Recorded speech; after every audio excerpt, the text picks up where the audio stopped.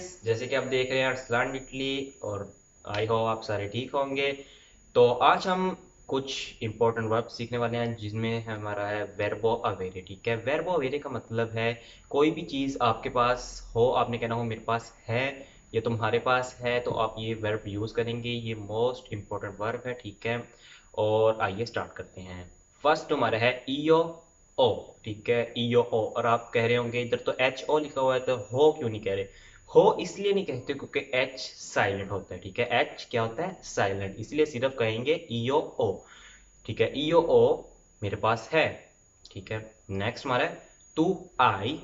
To आई, जैसे मैं आपको कहा एच साइलेंट होगा, टू आई। ठीक है, इसका मतलब है तुम्हारे पास है। लुई आ, उसके पास है। ठीक है, he have. Next she have. ठीक है, शी हैव को कहते हैं ले हा। ले आ। ठीक है, उसके पास है शी हैव। नेक्स्ट हमारा है नोई अब्बियामो। नोई अब्बियामो। ठीक है, नोई अब्बियामो का मतलब है हमारे पास है। नोई अब्बियामो।